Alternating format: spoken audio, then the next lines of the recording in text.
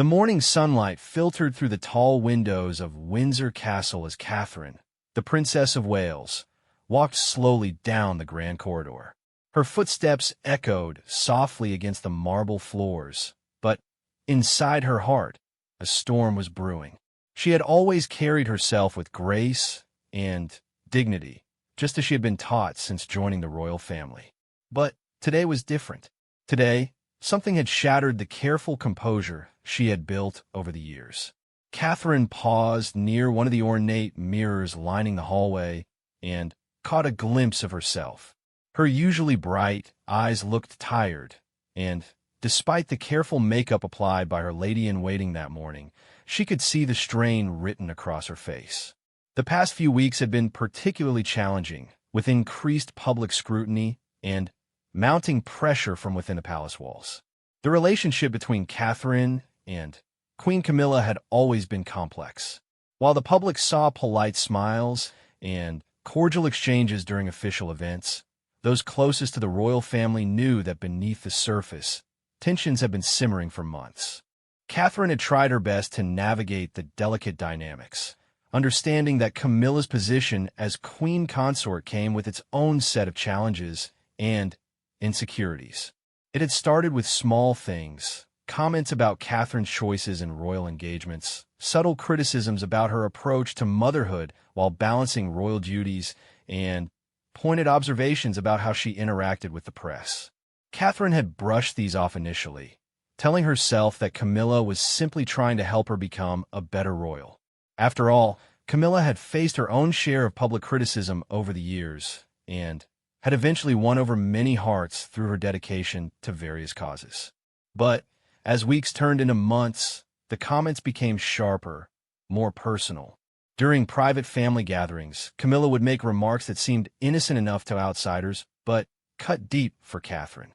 There were comments about her background, subtle reminders that she hadn't been born into royalty, and suggestions that she needed to understand her place within the family hierarchy.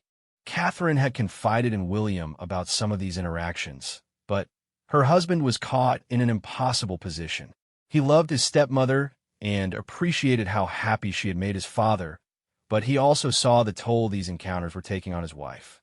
William had tried to address the situation delicately, but palace politics were never simple, and any direct confrontation could create ripples that would affect the entire monarchy.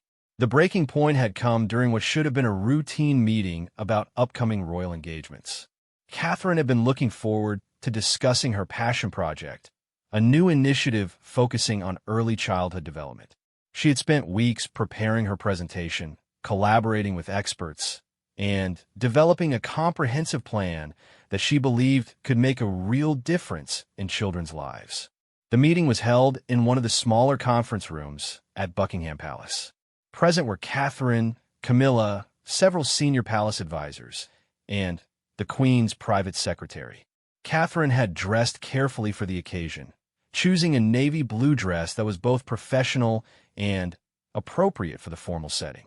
She carried a leather portfolio containing all her research and proposals, feeling confident about the work she had done.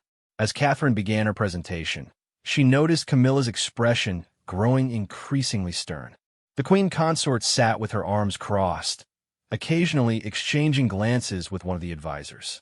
When Catherine finished explaining her vision for the initiative, she looked around the room expectantly, hoping for feedback and support. The silence that followed was deafening. Finally, Camilla cleared her throat and began to speak. Her voice was measured but carried an edge that made everyone in the room uncomfortable. She questioned Catherine's qualifications to lead such an initiative, suggesting that perhaps someone with more experience in royal charitable work would be better suited for the role. Catherine felt her cheeks burn with embarrassment, but she maintained her composure and attempted to address Camilla's concerns professionally. She explained her background in art therapy, her years of working with children through various organizations, and the extensive research she had conducted with child development experts. She spoke passionately about the importance of the early years in a child's life and how the royal family could use their platform to bring attention to this critical issue. But Camilla wasn't finished. She continued her critique, this time focusing on Catherine's approach to royal duties in general. She suggested that Catherine was too eager to put herself at the center of initiatives, implying that she was seeking personal glory rather than genuinely serving the people. The words were carefully chosen, diplomatic enough that they couldn't be called openly hostile, but devastating in their impact. Catherine felt something crack inside her chest as she listened to Camilla's words. This wasn't just professional criticism. It felt personal, cruel, and completely unfair. She had devoted years of her life to serving the monarchy, had sacrificed her privacy and personal freedom, and had always tried to put the institution first. To have her motives questioned in such a public forum, in front of palace staff who would undoubtedly discuss this meeting with others, felt like a betrayal of everything she had worked for. The other people in the room shifted uncomfortably in their seats. Some stared down at their papers, while others glanced nervously between Catherine and Camilla. It was clear that everyone recognized they were witnessing something that went far beyond a normal policy discussion. The tension in the room was palpable, and several advisors began to fidget with their pens and notebooks. Catherine tried to respond to Camilla's criticisms with grace, but her voice wavered slightly as she spoke. She assured everyone that her only intention was to serve the people and make a positive difference in children's lives. She emphasized her willingness to work within established protocols and to collaborate with experienced members of the royal household. But even as she spoke, she could see that Camilla's mind was already made up. The meeting concluded with Camilla announcing that the initiative would need to be reconsidered and that perhaps it would be better to focus on supporting existing charitable organizations rather than creating something new. Catherine's months of work, her passion project that she had hoped would define her role within the royal family, was effectively dismissed in a matter of minutes. As the room emptied, Catherine remained seated, staring down at her portfolio of carefully prepared documents. All her research, all her hopes, and dreams for making a difference seemed suddenly worthless.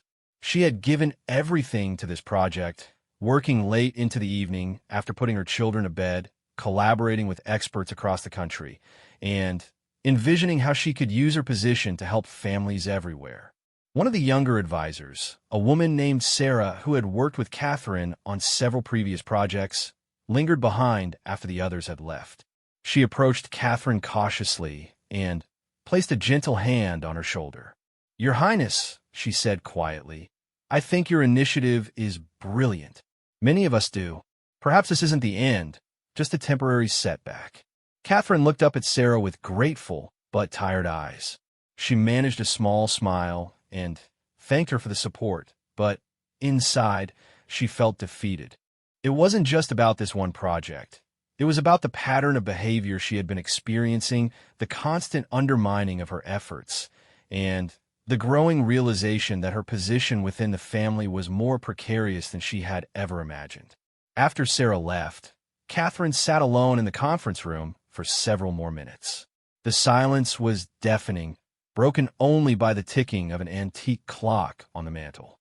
She thought about all the public appearances she had made, all the times she had smiled and waved while feeling uncertain about her place in the royal hierarchy.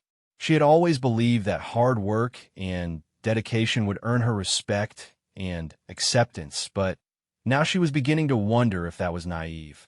The walk back to her private apartments felt longer than usual. Catherine moved through the palace corridors like someone in a dream, barely acknowledging the staff members who bowed or curtsied as she passed. Her mind was racing, replaying every moment of the meeting, analyzing every word that had been spoken, and try to understand how things had gone so wrong. When she finally reached her private sitting room, Catherine closed the door behind her and leaned against it for a moment. The room was beautifully decorated with soft blues and greens, colors she had chosen because they reminded her of peaceful countryside mornings. Family photographs lined the mantelpiece, showing happy moments with William and their children, but even these cheerful images couldn't lift her spirits today. Catherine walked to the window and looked out at the gardens below. She could see tourists gathered near the gates, hoping for a glimpse of royal life. These people looked up to the royal family, trusted them to represent the best of British values and traditions. How would they feel if they knew about the petty conflicts and personal animosities that existed behind the palace walls? She thought about her children, about the legacy she wanted to leave for them, and the example she wanted to set. Catherine had always tried to teach them about kindness, respect, and the importance of using their privilege to help others. But how could she explain to them that sometimes, even within their own family, these values weren't always honored? The sound of her phone buzzing broke through her thoughts. She glanced at the screen and saw a text message from William, who was attending a military engagement that afternoon. He was asking how the meeting had gone and whether she was free for dinner that evening. Catherine stared at the message for a long moment, unsure how to respond. How could she explain what had happened without seeming like she was complaining or creating drama within the family? Instead of replying immediately, Catherine set the phone aside and walked to her desk. She pulled out a piece of personal stationery and began to write a letter, not to send to anyone, but simply to organize her thoughts and emotions. Writing had always helped her process difficult situations, and she found that putting her feelings into words made them seem more manageable. As she wrote, Catherine reflected on her journey to this point. She remembered the excitement and nervousness she had felt when she first joined the royal family, the steep learning curve of understanding protocols and expectations, and the gradual realization of how complex life within a monarchy could be. She had faced criticism from the media and the public before, but somehow criticism from within the family felt much more painful. The afternoon light was beginning to fade when Catherine finally put down her pen. She had filled several pages with her thoughts, and while she didn't feel completely better, the act of writing had helped her gain some clarity about the situation. She realized that she had two choices. She could allow Camilla's criticism to defeat her, or she could find a way to continue pursuing her goals while navigating the complex family dynamics. Catherine folded the letter and placed it in her desk drawer, then walked to her private bathroom to freshen up before William's return. As she looked at herself in the mirror, she made a silent promise to herself. She wouldn't let today's setback define her or derail her commitment to serving others. But she also knew that something needed to change if she was going to survive and thrive in her royal role. The evening ahead would bring new challenges, as Catherine would have to decide how much to tell William about what had happened and how to move forward without creating additional conflict within the family. But for now, she simply focused on taking one breath at a time and remembering that tomorrow would bring new opportunities to make a difference, regardless of the obstacles she faced today. As she prepared to leave her sitting room, Catherine caught sight of a photograph on her desk, a picture from her wedding day, showing her and William surrounded by both sides of their families. Everyone in the photo was smiling, full of hope and joy for the future. She wondered if that unity and happiness had ever been real, or if the tension she was experiencing now had always been lurking beneath the surface, waiting for the right moment to emerge. The sound of footsteps in the corridor outside reminded Catherine that palace life continued regardless of personal struggles. There would be staff members preparing for the evening's activities, security personnel changing shifts, and countless other people whose jobs depended on the smooth operation of the royal household. This responsibility, the knowledge that so many people relied on the royal family's stability and success, added another layer of complexity to Catherine's situation. She knew that whatever happened next, she would need to handle it with the grace and dignity expected of someone in her position. The public might never know about the private struggle she faced, but they would always be watching her public behavior, looking for signs of weakness or discord. Catherine had learned long ago that being royal meant wearing a mask much of the time, but today that mask felt heavier than ever before. 3 weeks had passed since the devastating meeting, and Catherine found herself walking through the corridors of Clarence's house, her footsteps muffled by the thick carpeting. She had been summoned for what was described as an informal family discussion about upcoming royal engagements, but the formal tone of the invitation suggested otherwise. The weight of recent events pressed heavily on her shoulders as she approached the drawing room where Camilla was waiting. Catherine had spent those 3 weeks trying to rebuild her confidence and find new ways to contribute meaningfully to royal duties.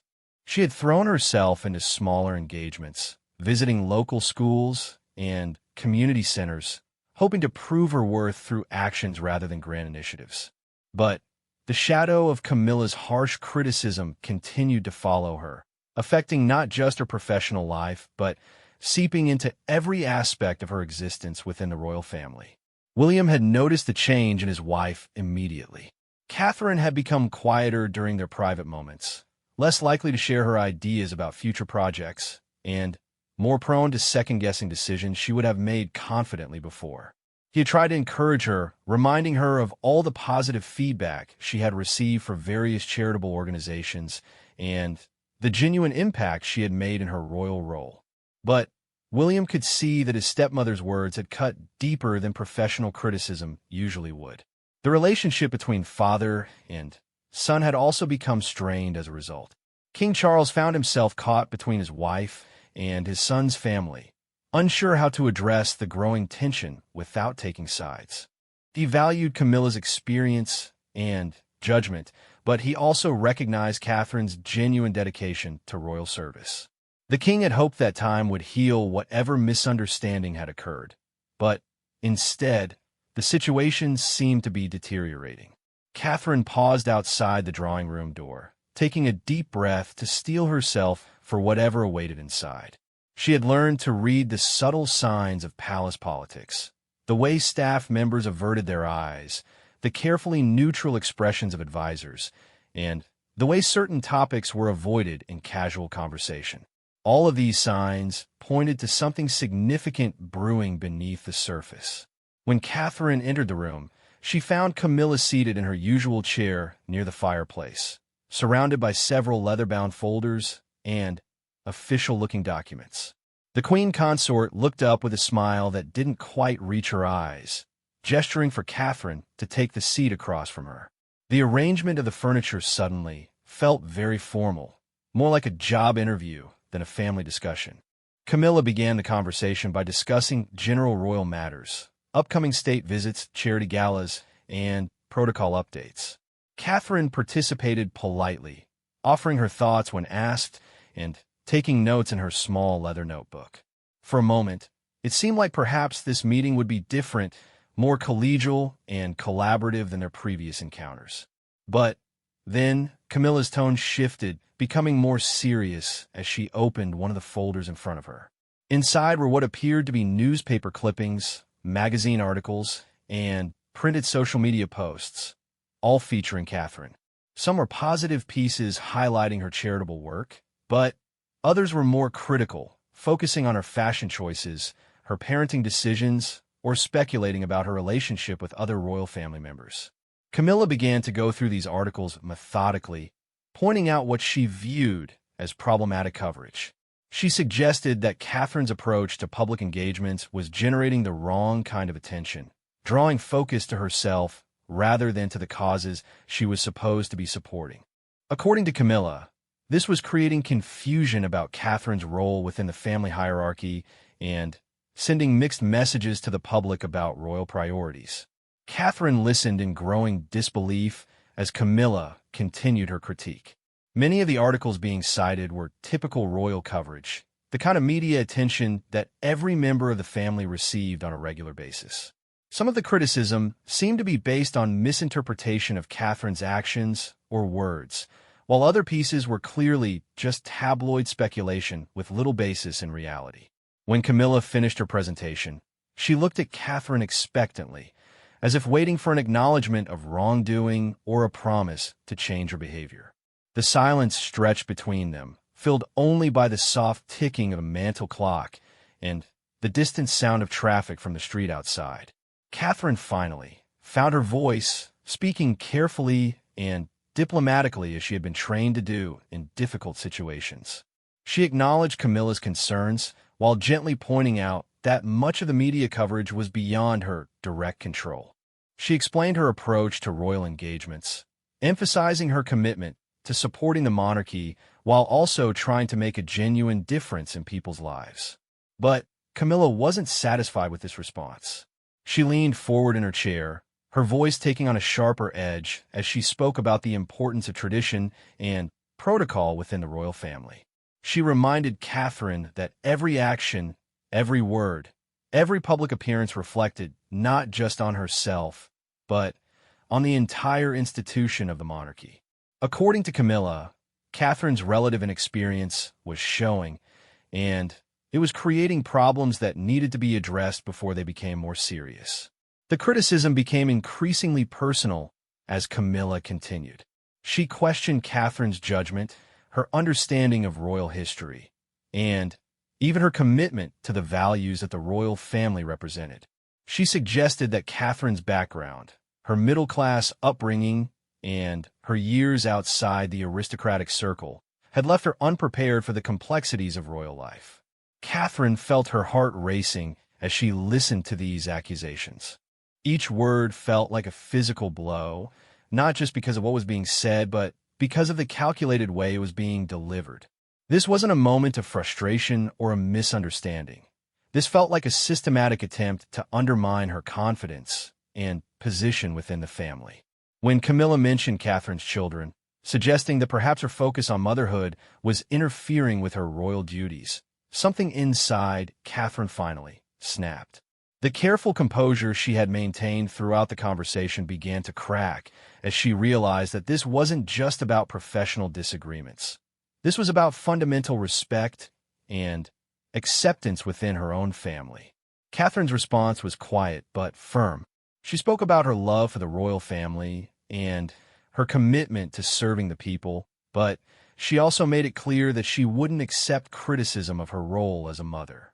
She explained that her children were her first priority, just as any parent's children should be, and that she had worked hard to balance her family responsibilities with her royal duties. Camilla's reaction to this pushback was swift and harsh. She reminded Catherine of the sacrifices that royal service required, suggesting that perhaps Catherine wasn't prepared to make those sacrifices. She spoke about the history of royal women who had put duty before personal desires, implying that Catherine was falling short of these examples. The conversation continued for what felt like hours, with Catherine finding herself defending not just her actions, but her very identity as a person and as a royal family member. Every attempt she made to address Camilla's concerns was met with additional criticism or new accusations. It became clear that this wasn't a discussion aimed at finding solutions. It was an attack designed to establish dominance and put Catherine firmly in what Camilla viewed as her proper place. As the meeting finally drew to a close, Camilla made several pointed suggestions about how Catherine should modify her approach to royal duties. These weren't presented as recommendations, but as expectations, with the clear implication that failure to comply would result in additional consequences. Catherine was told to be more deferential in public settings, to seek approval before making any public statements, and to focus on supporting existing royal initiatives rather than developing her own projects. Catherine left the meeting feeling completely defeated and emotionally drained. The walk back to her car seemed endless, and she found herself struggling to maintain her composure in front of the staff members and security personnel she encountered. Her hands were shaking slightly as she fumbled with her phone to send a quick text to William, letting him know that the meeting was over and she would be returning home. The drive through London traffic gave Catherine time to process what had just happened, but instead of clarity, she found herself feeling more confused and hurt than ever. She had entered royal life with such optimism and determination, believing that she could make a positive difference while also honoring the traditions and expectations of the monarchy. Now, she was beginning to wonder if those two goals were fundamentally incompatible. When Catherine arrived home, she found William waiting for her in their private sitting room. He took one look at her face and immediately knew that the meeting had gone badly. Without saying a word, he crossed the room and wrapped his arms around her, holding her close as she finally allowed herself to show the emotion she had been suppressing all afternoon. Catherine told William everything that had happened, describing not just Camilla's words, but the tone, the implications, and the way the entire conversation had felt like an ambush. William listened with growing anger and concern, realizing that the situation was worse than he had imagined. He had known about the tensions between his stepmother and his wife, but he hadn't understood the systematic nature of what Catherine was experiencing. As they talked late into the evening, William and Catherine tried to figure out what to do next. Confronting Camilla directly could create a major family crisis, potentially affecting the king's health and well-being during an already stressful time. But allowing the situation to continue was clearly taking a serious toll on Catherine's mental and emotional health. They discussed the possibility of seeking help from other family members, but each option came with its own complications. The king was in a difficult position, torn between his wife and his son's family. Other senior royals had their own relationships with Camilla to consider, and involving them could make the situation even more complex and public. Catherine found herself questioning everything about her life and her future within the royal family. She thought about her children and what kind of environment she was raising them in. She wondered if the sacrifices she had made, her privacy, her freedom, her old friends, and interests had been worth it. Most painfully, she began to doubt whether she truly belonged in this world, or if she had been naive to think she could ever be fully accepted. The next few days were particularly difficult for Catherine. She had several public engagements scheduled, including a visit to a children's hospital and a reception for military families. These were the kinds of events that usually energized her, where she felt most connected to the purpose of royal service. But now, even these meaningful activities felt tainted by the uncertainty of her position and the fear that every word and action would be scrutinized and criticized.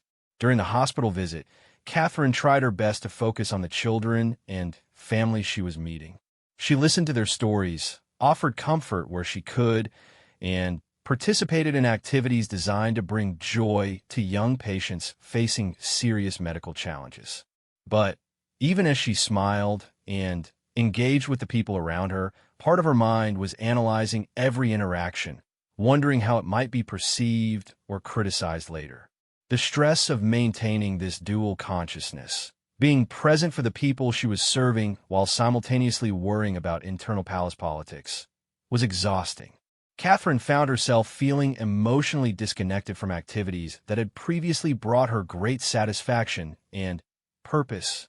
Meanwhile, within the palace, word of the confrontation between Catherine and Camilla was beginning to spread through the complex network of staff, advisors, and courtiers who managed royal affairs. While no one spoke about it directly, there were subtle changes in the way people interacted with Catherine, and she could sense that her position was being viewed differently by some members of the royal household. The media, always alert to signs of royal discord, began to pick up on subtle clues that something was amiss. Photographers noticed that Catherine looked tired during public appearances, and royal correspondents began to ask questions about family dynamics and the distribution of royal duties. While no one had any concrete information about what was happening behind closed doors, the speculation was beginning to create its own problems. Catherine realized that she was approaching a crossroads in her royal life.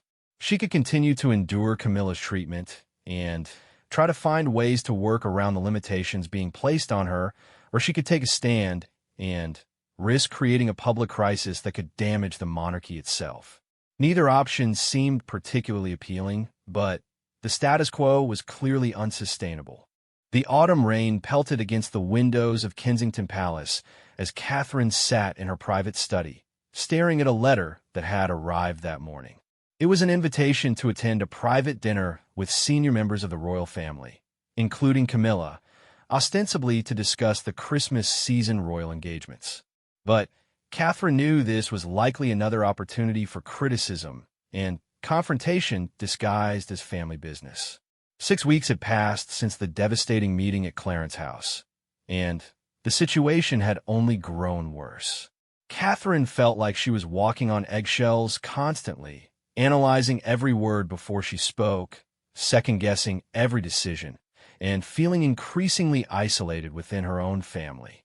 The joy she had once found in royal service was being slowly eroded by the constant stress and uncertainty. William had tried to shield her from the worst of it, taking on more of the burden of family politics himself, but this was creating new problems. The king had begun to notice the change in his son's demeanor, and other family members were asking questions about why certain royal events seemed to be causing so much tension behind the scenes. Catherine had also begun to notice changes in how palace staff interacted with her. While they remained polite and professional, there was a subtle shift in their behavior.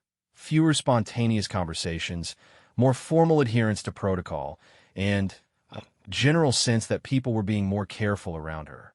It was as if word had somehow spread that she was out of favor, and staff members were protecting themselves by maintaining greater distance.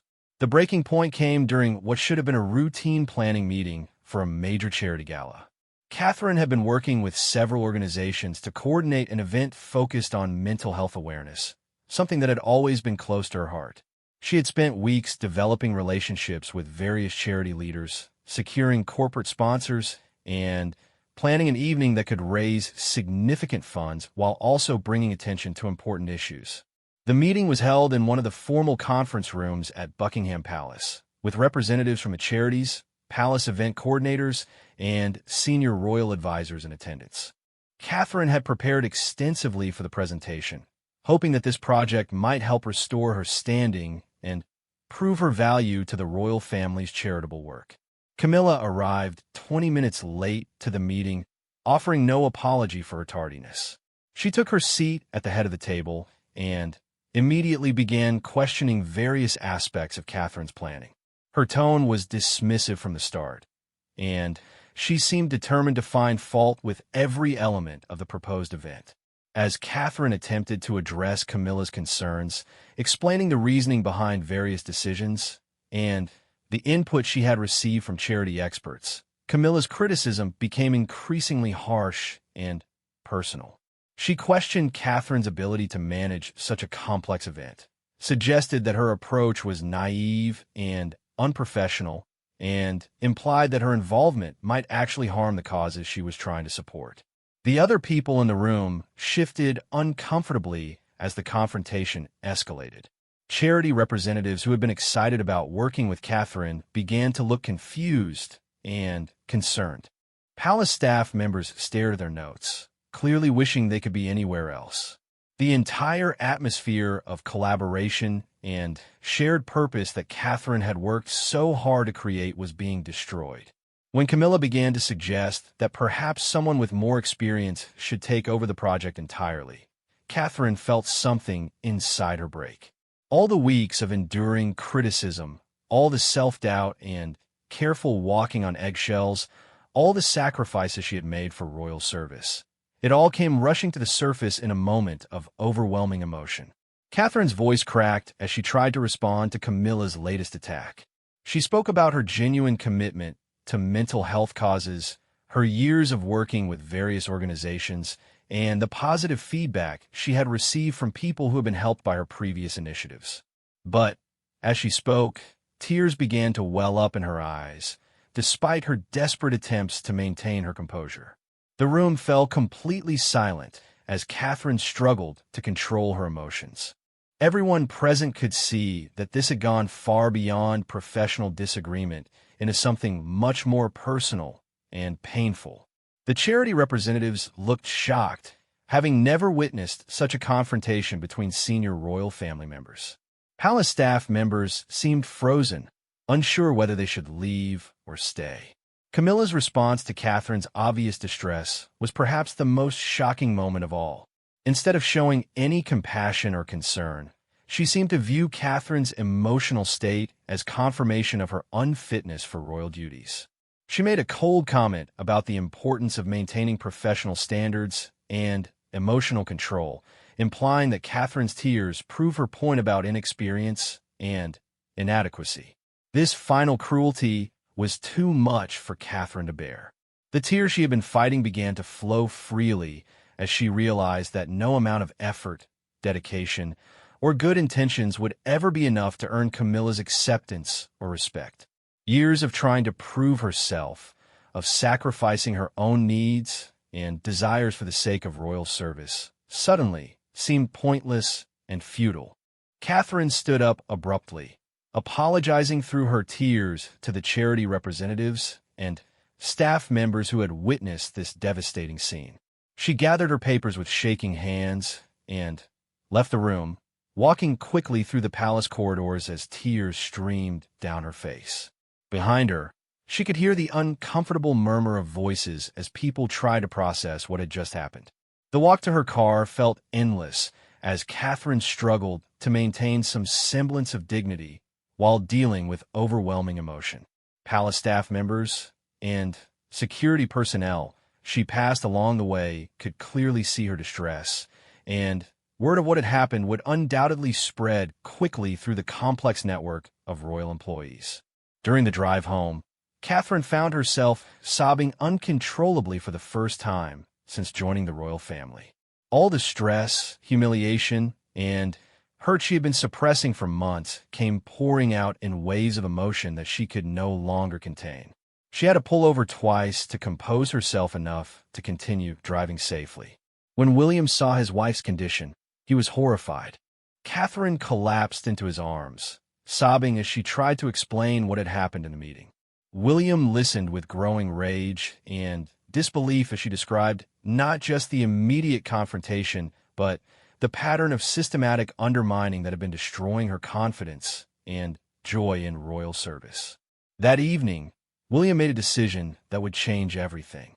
He called his father directly and requested an immediate private meeting. When they met the next morning, William told King Charles exactly what had been happening to Catherine and how Camilla's behavior was affecting not just his wife, but the entire family dynamic.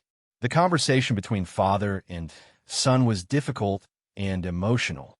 King Charles was shocked to learn about the extent of Camilla's treatment of Catherine, having been unaware of the systematic nature of the criticism and confrontation.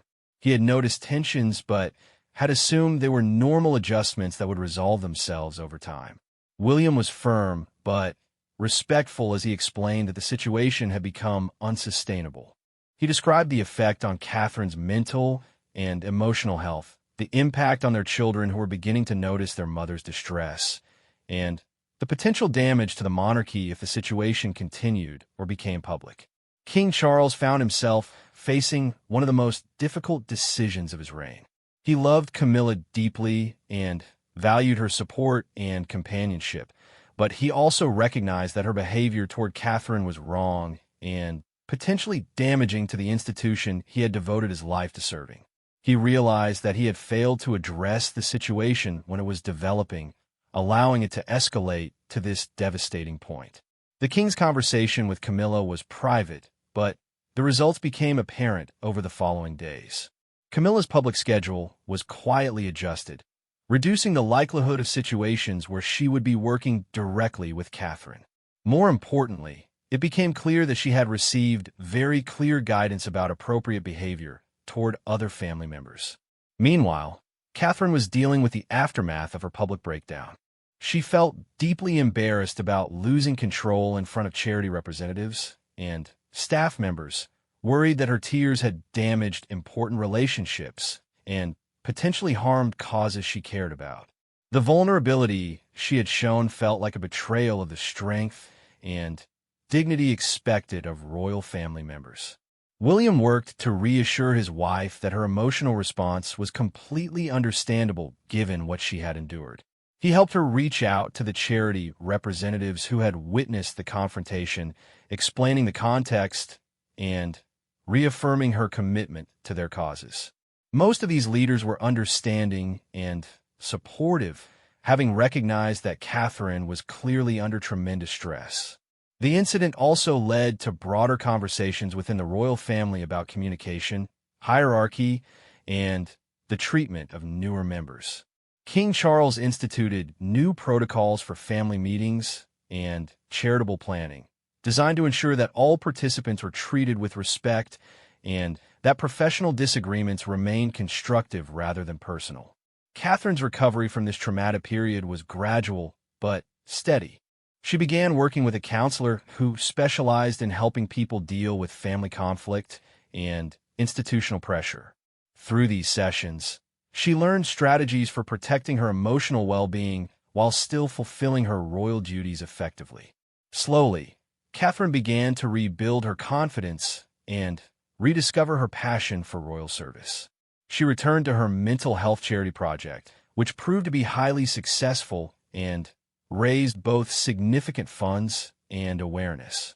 The positive feedback from this event helped restore her sense of purpose and prove to herself that her instincts and abilities were sound. The relationship between Catherine and Camilla remained complicated, but the overt hostility ended.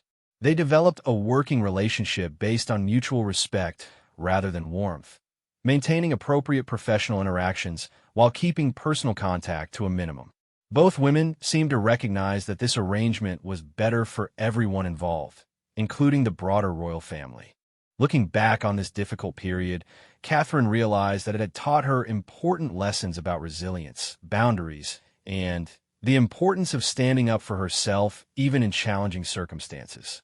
While she never wanted to experience such distress again, the ordeal had ultimately made her stronger and more confident in her role. The incident also strengthened Catherine's relationship with William, who had proven his willingness to protect and support her even when it meant confronting his own family. Their partnership emerged from this crisis deeper and more solid than before, based on a shared understanding of the challenges they faced and their commitment to facing them together. Years later, when Catherine looked back on that terrible autumn day where she broke down in tears, she could see it as a turning point rather than just a moment of defeat.